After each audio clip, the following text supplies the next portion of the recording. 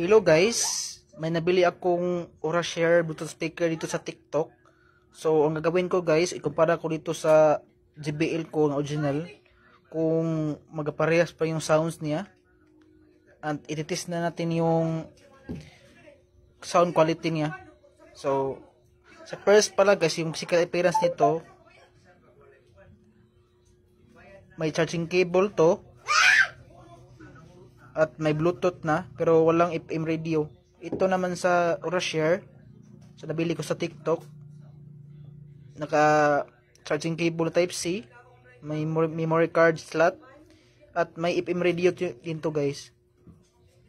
So isa sound test na natin kung ano ang mas malakas o magkapareho ba yung sounds niya. Natin to guys, yung JBL guys, yung sound test natin. So ito na guys. DJ Kyle. Full volume to guys.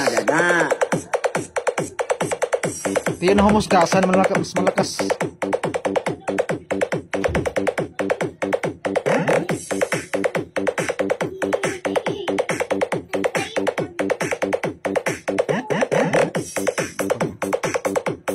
Ito naman guys, yung Aurashare natin, sound test natin. So 1, 2, 3, go. DJ Kyle. Muna tirada da. Volume.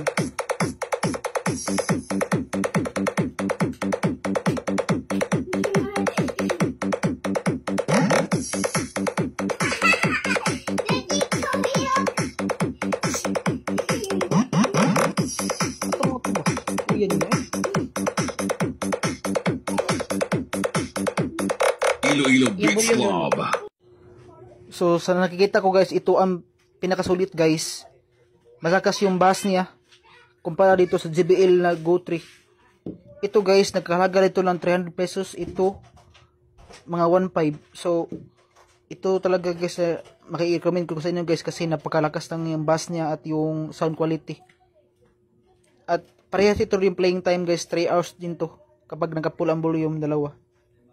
So saan ka pa guys, bilhin kayo ng Aurashare guys, napakasulit nito guys. Nasa Yellow Basket.